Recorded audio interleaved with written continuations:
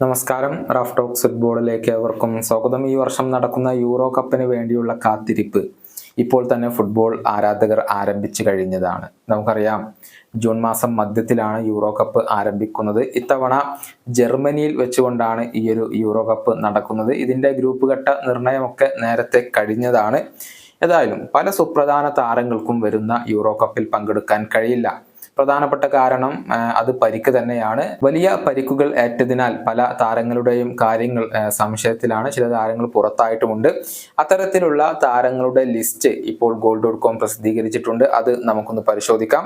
Real മാഡ്രിഡിന്റെ Austrian താരമായ David അലാബയുടെ കാര്യം സംശയത്തിലാണ്. അദ്ദേഹത്തിന് ACL ഇഞ്ചുറി ഈ സീസണിന്റെ മധ്യത്തിൽ വെച്ചുകൊണ്ട് പിടിപെട്ടിരുന്നു. അതുകൊണ്ട് തന്നെ അദ്ദേഹം കളിക്കുന്ന കാര്യം സംശയത്തിലാണ്. അതുപോലെ തന്നെ ഇറ്റലിയുടെ ഡൊമിനിക്കോ ബെറാർഡിയുടെ കാര്യം സംശയത്തിലാണ്. അദ്ദേഹത്തിനും പരിക്ക് തന്നെയാണ്. അദ്ദേഹത്തിന്റെ റൈറ്റ് ലെഗിനാണ് ഇപ്പോൾ അക്കിലസ് ടെൻഡൻ പിടിപെട്ടിരിക്കുന്നത്. ഇനി നെതർലാൻഡ്സിന്റെ പ്രതിരോധ നിര താരമായ ബോട്ട്മാന്റെ കാര്യം സംശയത്തിലാണ്. അദ്ദേഹം ന്യൂകാസിൽ യുണൈറ്റഡിന്റെ താരമാണ്. അദ്ദേഹത്തിനും ACL ഇഞ്ചുറിയുടെ ഒരു പ്രശ്നമാണ് ഉള്ളത്. റയൽ മാഡ്രിഡിന്റെ ബെൽജിയൻ ഗോൾ കീപ്പറായ തിബൌട്ട് കോർട്ടുവയും ഈ ഒരു യൂറോ കപ്പിൽ ഉണ്ടാവാൻ സാധ്യതയില്ല. അദ്ദേഹം പരിക്കിൽ നിന്ന് മുക്തനായിക്കൊണ്ട് ട്രെയിനിങ്ങിലേക്ക് മടങ്ങിയെത്തിയിരുന്നു. വീണ്ടും അദ്ദേഹത്തിന് പരിക്കേൽക്കുന്ന ഒരു ദാരുണമായ കാഴ്ചയായിരുന്നു നമുക്ക് കാണാൻ കഴിഞ്ഞിരുന്നത്. ACL ഇഞ്ചുറിയാണ് അദ്ദേഹത്തെ അലട്ടിക്കൊണ്ടിരിക്കുന്നത്. അതുപോലെ തന്നെ സ്കോട്ട്ലാൻഡിന്റെ ലെവിസ് ഫെർഗൂസന്റെ കാര്യം സംശയത്തിലാണ്. അദ്ദേഹത്തിനും മേജർ ഇഞ്ചുറി തന്നെയാണ് ഇപ്പോൾ പറ്റിയിട്ടുള്ളത്. ACL ഇഞ്ചുറി തന്നെയാണ്. അതുപോലെ തന്നെ സ്പെയിനിന്റെ ഗാവി, നമുക്കറിയാം, അദ്ദേഹത്തിന് ഇന്റർനാഷണൽ ബ്രേക്കിനിടെയാണ്, നവംബറിലാണ് അദ്ദേഹത്തിന് ഗുരുതരമായി പരിക്കേൽക്കുന്നത്. ബാഴ്സയുടെ പ്രധാനപ്പെട്ട പല മത്സരങ്ങളും ഗാവിക്ക് നഷ്ടമായി എന്നുള്ളതാണ്. യൂറോ കപ്പിൽ അദ്ദേഹം കളിക്കുമോ എന്ന കാര്യത്തിൽ ഇപ്പോൾ വലിയ സംശയങ്ങൾ നിലനിൽക്കുന്നുണ്ട്.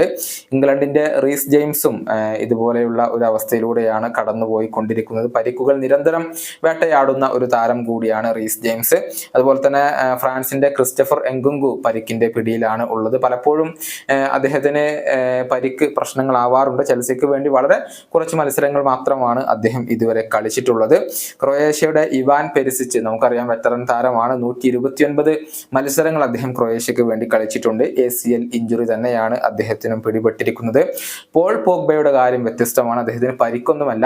ഫ്രാൻസിന്റെ താരമാണ്. നമുക്കറിയാം, അദ്ദേഹത്തിന് 4 വർഷത്തെ വിലക്ക് ഇപ്പോൾ ലഭിച്ചിട്ടുണ്ട്. അദ്ദേഹത്തിന്റെ ആ ഒരു ടെസ്റ്റിംഗ് പോസിറ്റീവ് ആവുകയായിരുന്നു. ഉത്തേജക വിരുദ്ധ ആ ഒരു ടെസ്റ്റ് പോസിറ്റീവ് ആവുകയായിരുന്നു.